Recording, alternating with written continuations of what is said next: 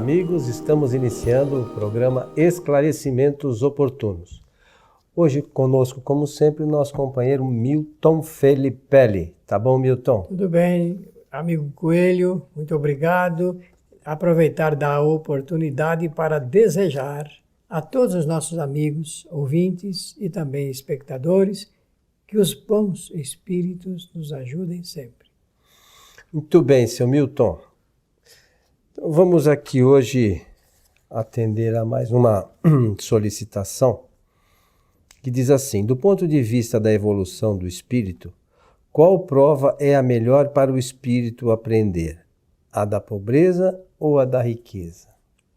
Excelente pergunta filosófica, para realmente refletirmos um pouco a respeito do direito que o espírito tem de, usando do seu livre-arbítrio, optar.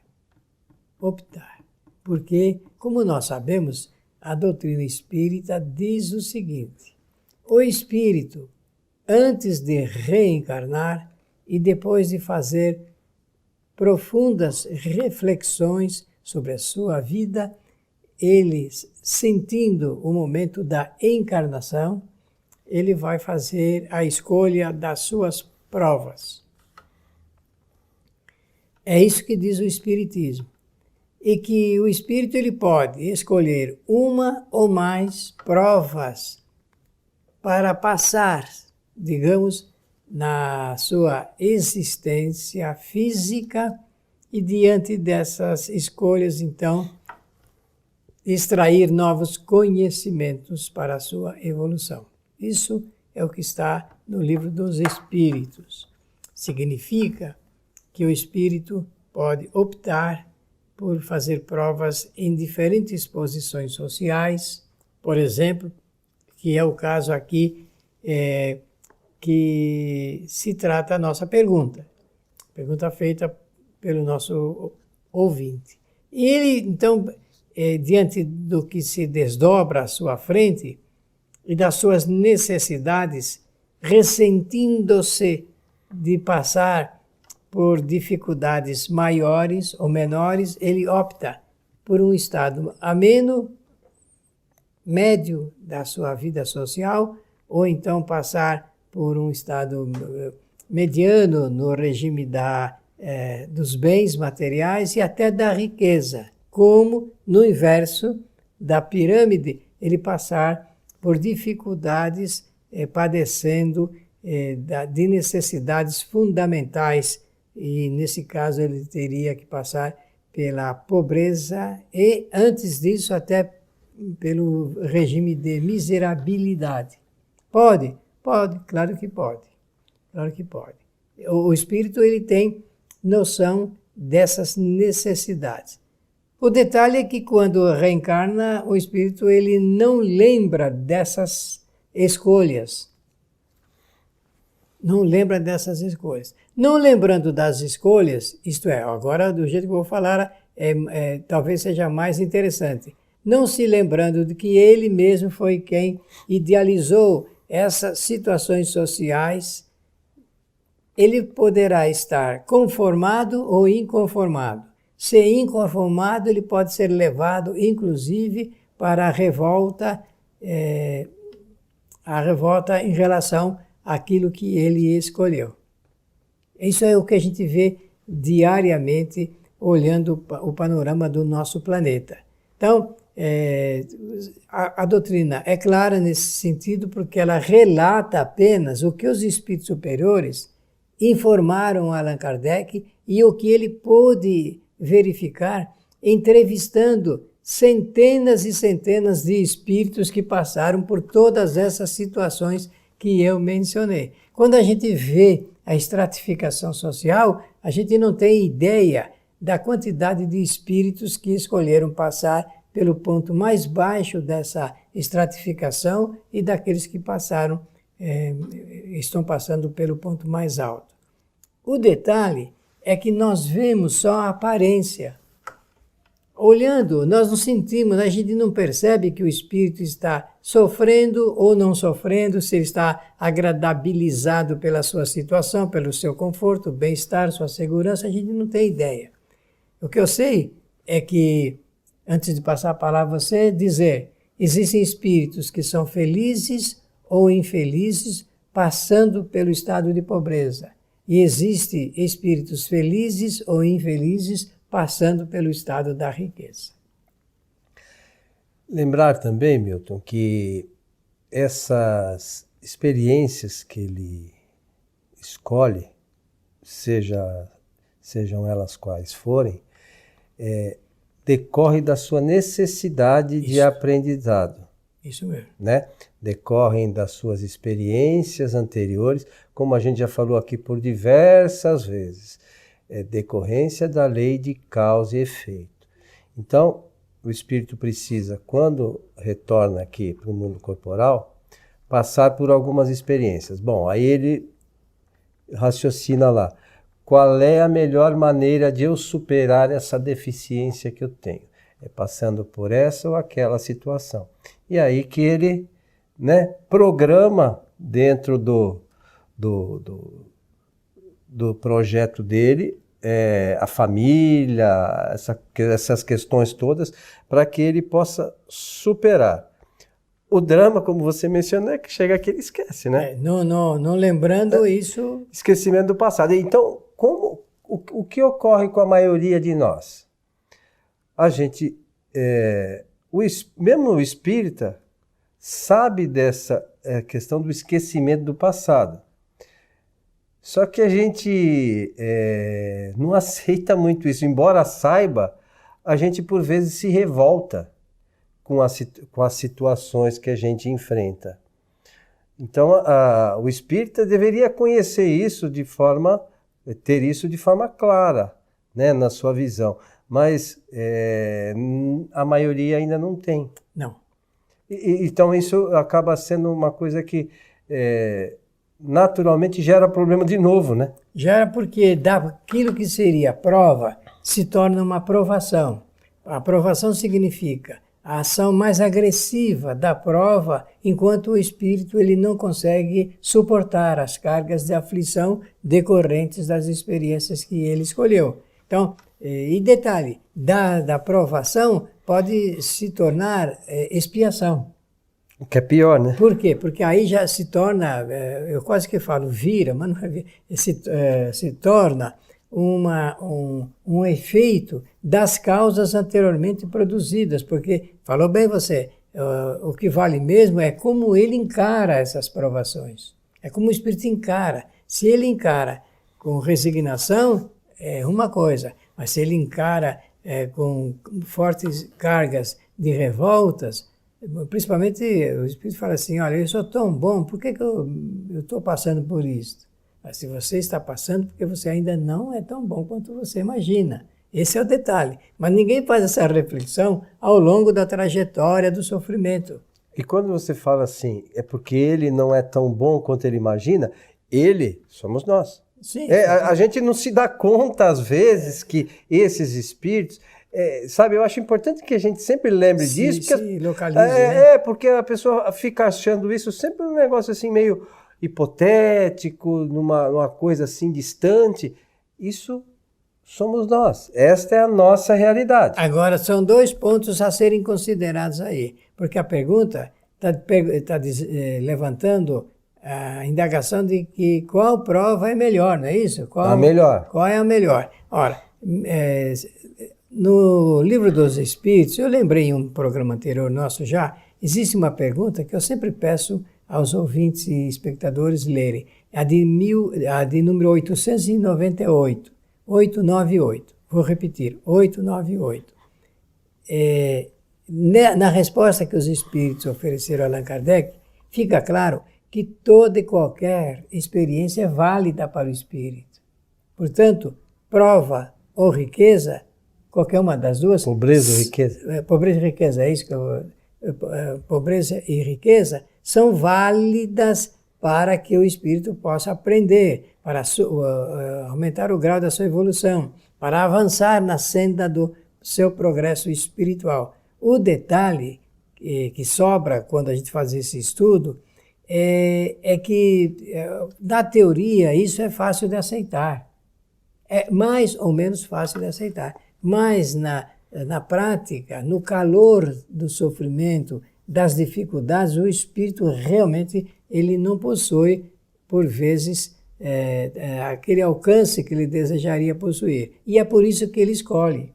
Ele escolhe para medir o grau da suportação do seu adiantamento espiritual ou não. Está lá no Livro dos Espíritos, isso que eu estou falando.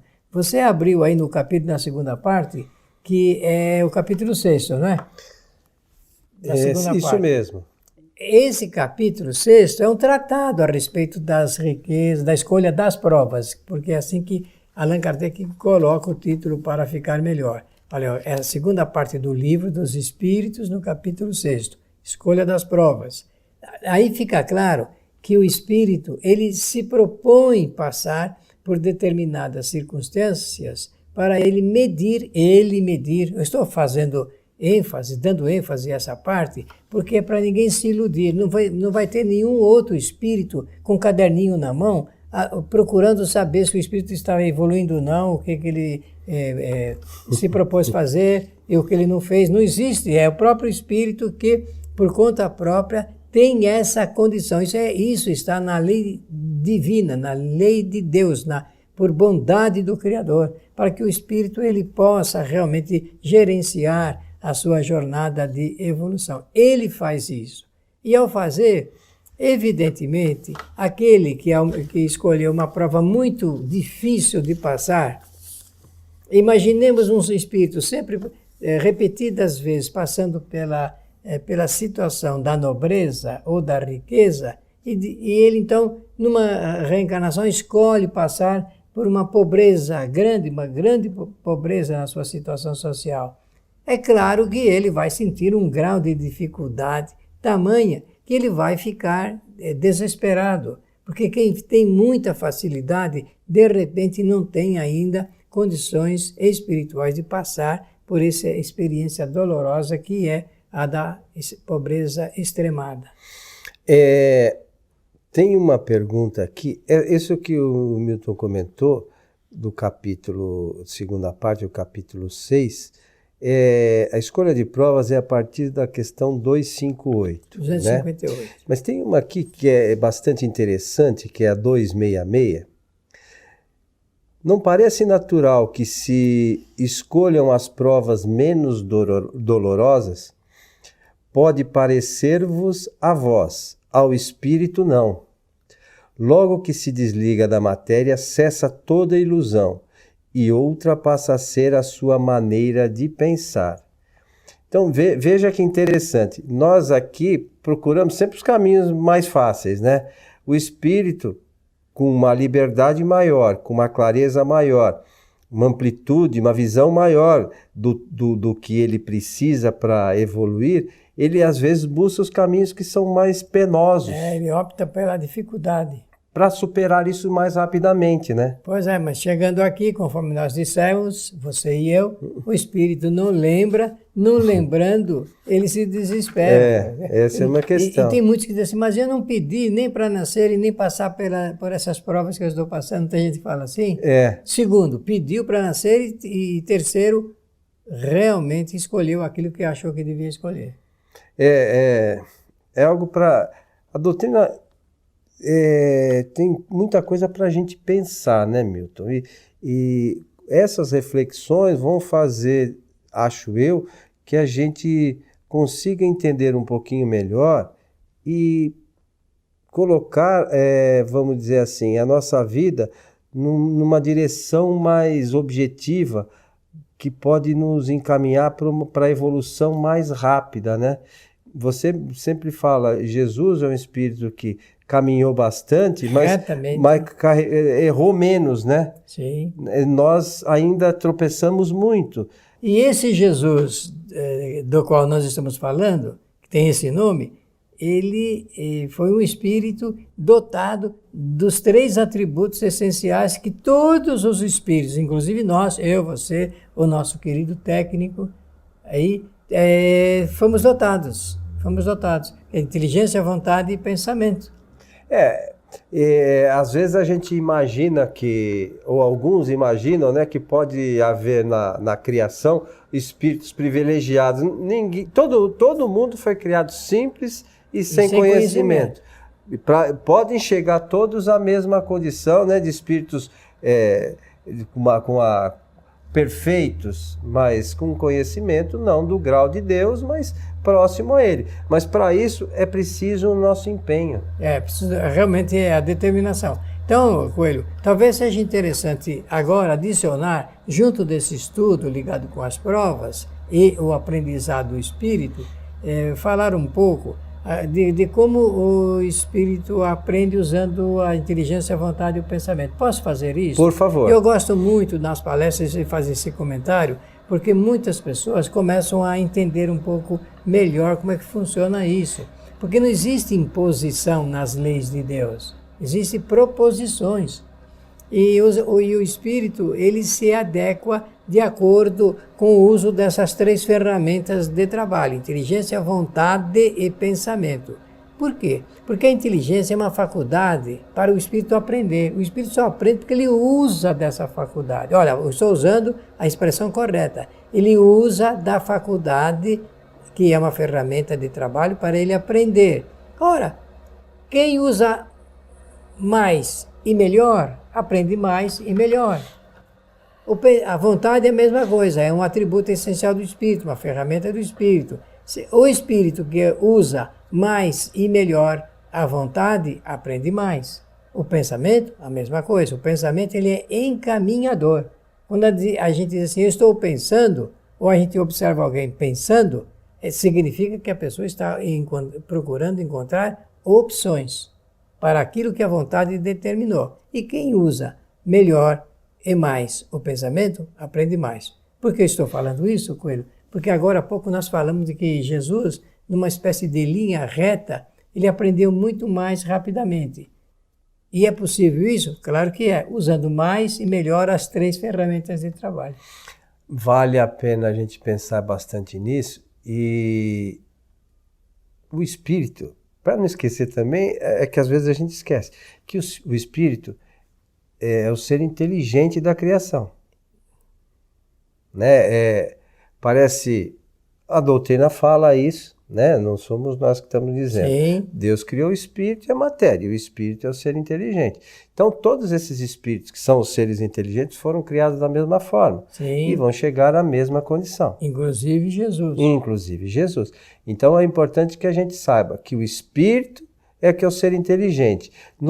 Matéria não pensa, perispírito não pensa, corpo físico não pensa, a inteligência reside no espírito. É isso mesmo, Isso mesmo. Milton? Então, olha, com essas informações fica claro que o espírito ele pode superar as dificuldades decorrentes de uma escolha de provas difícil.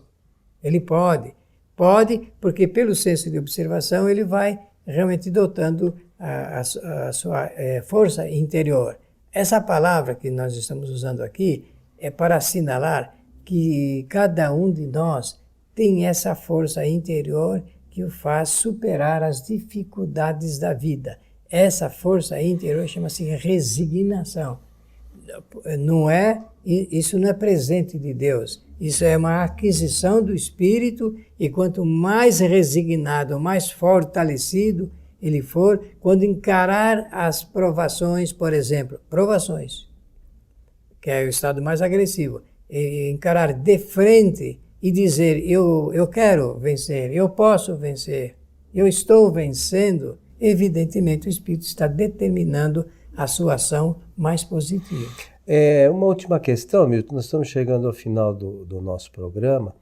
Essa questão da escolha de provas é um negócio muito interessante e a gente precisa estar muito atento. O espírito escolhe essas provas, mas há casos, por exemplo, que na revista espírita a gente vê que o espírito, vamos dizer assim, ele dá o passo maior que a perna. O espírito não tem condições, muito embora ele ache que às vezes que tem, como nós aqui encarnados achamos às vezes que temos condições de fazer algumas coisas e nós não temos. E aí quando chega aqui no estado de encarnado, na condição de encarnado, acaba fazendo uma série de coisas não condizentes. E aí, como você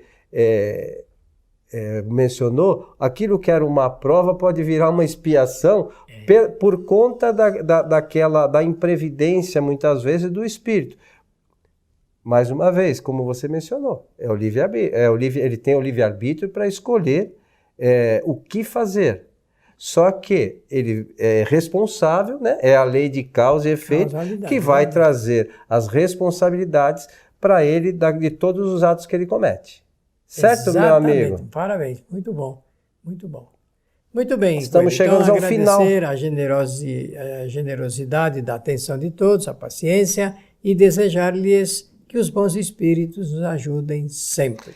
E a gente precisa do auxílio dos bons espíritos. Todos nós temos os bons espíritos a nos auxiliar para tentar às vezes, trazer as boas intuições, direcionando os nossos caminhos, né, Milton? Ajudando pelo menos, porque a escolha é sempre nossa.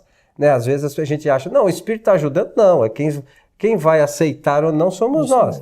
Então, o erro ou acerto é mérito nosso. Então, como você fala, que os bons espíritos nos ajudem, mas que a gente consiga, com o auxílio deles, ter as melhores escolhas. A você que esteve conosco, o nosso abraço e até o nosso próximo programa.